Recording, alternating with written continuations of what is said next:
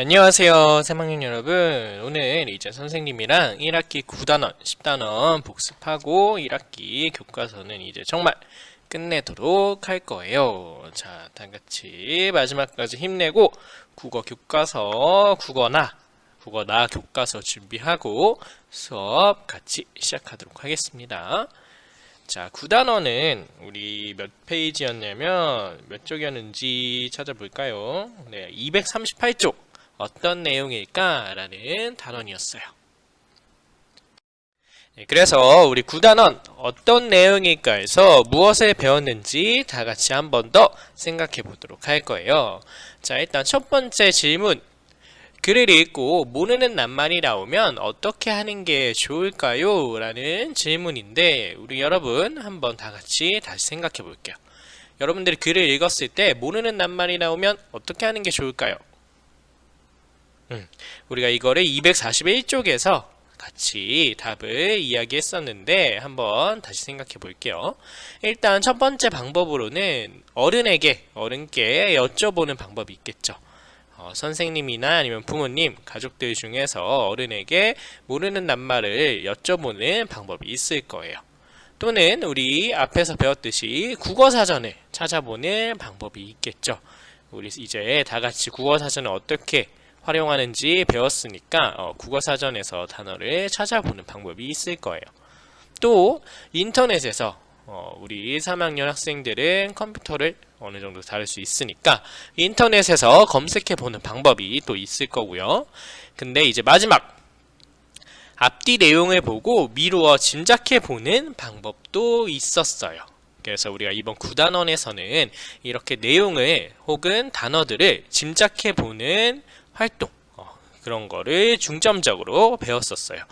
그래서 다 같이 이제 앞으로 낱말의 뜻을 짐작하는 방법과 이야기의 내용을 짐작하는 방법에 대해서 한 번 더 살펴보도록 할게요. 자, 그래서 글을 읽을 때 낱말의 뜻을 짐작하는 방법에는 무엇이 있었는지 한번 다 같이 떠올려 보도록 할게요. 여러분들 잘 기억이 나나요? 네, 이와 관련된 거는 245쪽에 나와 있는데 보면서 혹은 기억이 나는 학생들은 안 보면서 선생님이랑 이야기 나눠보도록 할게요. 첫 번째로는 앞뒤 문장이나 낱말을 살펴보는 방법이었죠. 내가 모르는 낱말이 나왔을 때 그 앞과 뒤에 있는 문장과 낱말을 보면은 우리가 대략적으로 어떤 뜻일지 짐작을 할 수 있었어요. 그 다음으로 짐작한 뜻과 뜻이 비슷한 낱말을 넣어보는 방법이었죠. 내가 짐작하는 뜻과 비슷한 낱말을 넣어서 한번 읽어보면 대충 어떤 내용일지 짐작을 할 수 있겠죠. 다음에 마지막으로 그 낱말을 사용한 예를 떠올려 보는 거였죠. 이 낱말을 혹시 다른 예로 사용하면 어떻게 될까? 이렇게 떠올려서 짐작하는 방법들이 있었어요. 자, 그럼 우리가 한번 이 방법들을 배우고 나서 실제로 우리 한번 짐작해보는 시간을 가져보도록 할게요. 자, 그래서 우리가 직접 한번 낱말의 뜻을 짐작해보는 활동을 해볼 건데요. 이번에 나오는 글은 244쪽에 나와 있는 글과 똑같아요. 근데 선생님이 이번에는 그때 우리가 했던 달캐라는 낱말이 아니라 다른 낱말에 색칠을 칠하고 여러분들에게 뜻을 짐작하도록 해볼 거예요. 자, 이번에는 달캐가 아니라 쏠거나라는 낱말을 한번 짐작을 해보는 거예요. 네, 우리가 앞에서 배웠던 방법을 활용해서 이 단어의 뜻이 무엇일지 읽으면서 같이 짐작해 보도록 할게요. 다람쥐처럼 쥐 무리에 속하는 동물들은 이빨이 계속해서 자란다고 해요. 그렇기 때문에 이빨을 닳게 하려고 쉬지 않고 나무를 쏠거나 딱딱한 열매를 갉아먹는 것이죠. 그래서 다람쥐가 좋아하는 먹이는 도토리, 밤, 땅콩, 호두, 잣과 같이 대부분 껍질이 딱딱한 열매예요. 네, 우리가 한번 읽었던 글에 다시 보았는데요. 이번에는 쏠거나라는 낱말의 뜻을 짐작해 보는 거예요. 여러분들 이 단어의 뜻을 같이 짐작해 보도록 할게요.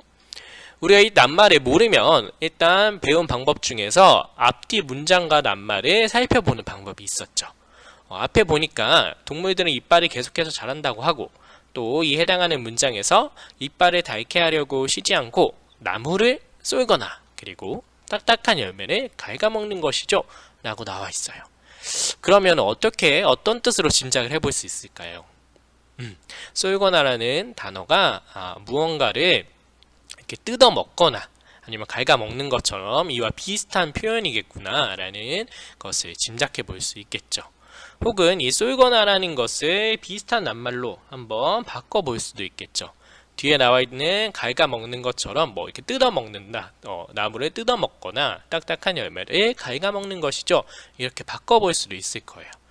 그래서 그렇게 한번 짐작을 하고 우리가 했던 활동처럼 실제로 국어사전에서 뜻을 찾아보는 거예요. 선생님이 한번 찾아보았는데 쏠다라는 뜻은 쥐나 좀 따위가 물건을 잘게 물어뜯다 라는 뜻이라고 사전에 나와 있더라고요. 그래서 쏠거나, 이 쏠거나 할 때 쏠다 기본형이죠. 쏠다는 쥐나 좀 따위가 물건을 잘게 물어뜯다 라는 거구나 라고 우리가 확실히 알고 넘어갈 수 있겠죠. 그래서 다시 한번 낱말의 뜻을 짐작하는 활동을 우리가 해보았어요. 자, 그럼 이번 9단원의 마지막 활동은 선생님이 또 새로운 글을 하나 보여줄 거예요. 그럼 글을 읽고 여러분들은 물음에 한번 답을 해보면 되는데 같이 읽어보도록 할게요.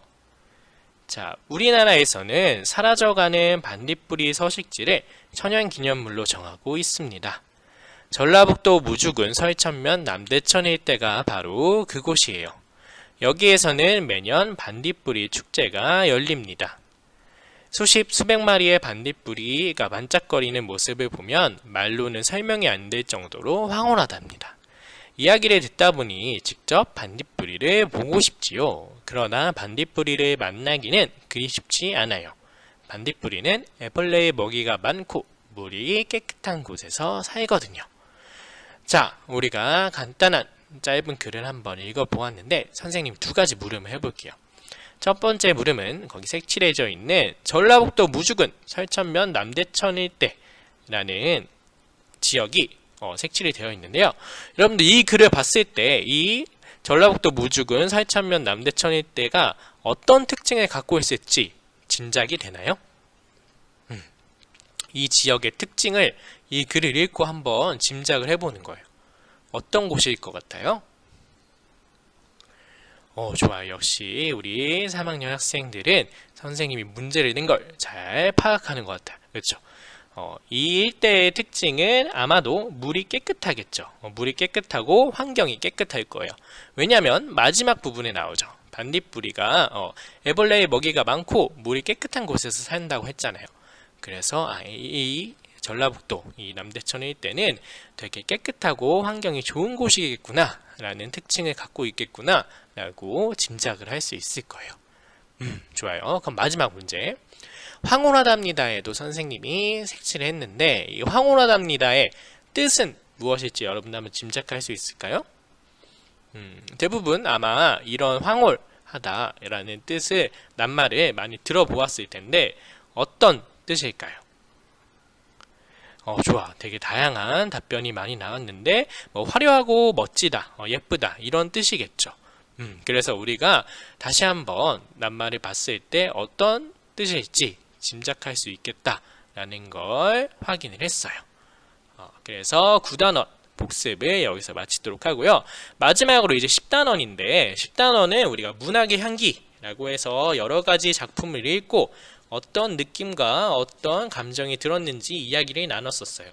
그래서 이번에는 교과서의 내용을 딱히 공부하는 게 아니라 선생님이 시를 하나 소개해 줄 거예요. 그러면 그 시를 읽고 어떤 느낌, 어떤 감정이 들었는지 한번 스스로 생각해 보면서 이번 10단원의 복습은 대신하도록 할 거예요. 자, 시의 제목은 우산이라는 시인데요. 우리가 272쪽에서 빗길이라는 시를 공부했던 적이 있어요. 그래서 이 빗길이라는 시와 느낌이 비슷해서 선생님이 한번 소개하려고 가져와 보았는데 윤석중 시인이 지은 우산이라는 시예요. 한번 같이 읽어보고 이야기를 나눠보도록 하겠습니다. 이슬비 내리는 이른 아침에 우산 셋이 나란히 걸어갑니다. 파란 우산, 깜장 우산, 찢어진 우산. 좁다란 학교 길에 우산 세 개가 이마를 마주대고 걸어갑니다. 그래서 비가 내리는 모습을 보고 이렇게 사진에 나와 있는 것처럼 학생 셋이 걸어가는 모습을 보고 아마 만든 시인 것 같아요. 자, 여러분들은 이 우산이라는 시를 같이 읽고 어떤 느낌이 들었나요? 되게 다양한 답변이 나올 것 같은데 선생님은 일단 이 우산이라는 시를 읽으니까 최근에 비가 엄청 많이 왔었잖아요. 장마철이 지났는데 비가 오고 나서 그때 봤던 풍경들이 떠올랐어요. 비 오는 날의 풍경들이 떠올랐고 또 이 우산이라는 시를 읽으니까 약간 슬픈 느낌도 들었어요. 왜냐면 요즘 코로나 때문에 여러분들도 그렇고 학교에 등교하는 일이 예전보다 많이 줄어들었죠. 등교가 중지되기도 하고 나오는 날이 줄어들었는데 그래서 이 우산에 나와 있는 시처럼 시의 모습처럼 학생들이 친구들끼리 우산에 마주대고 등교하고 하교하는 모습을 예전보다 볼 수가 없잖아요. 그래서 그게 되게 안타깝고 약간 슬픈 마음이 들었어요. 어서 빨리 달같이 등교하는 날이 오기를 바라고 있는데 코로나가 빨리 없어졌으면 좋겠다라는 느낌이 들더라고요. 그래서 이처럼 문학작품을 읽고 각자 느낌 그리고 어떤 생각이 들었는지 이야기를 나눠보는 활동들이 바로 이 10단원의 내용들이었죠. 그래서 우리가 9단원, 10단원의 내용도 같이 한번 복습을 해보았고요. 이로써 이제 1단원은 1학기는 국어가 이제 마무리가 되었습니다. 네, 9단원, 10단원까지 복습을 마무리를 했어요. 자, 그래서 오늘 수업도 이제 여기서 마치도록 할 거고요. 다음 시간에는 또 새로운 수업으로 선생님과 함께 만나도록 할게요. 자, 여러분 오늘 너무 수고 많았고요. 다음 시간에 만나요. 안녕.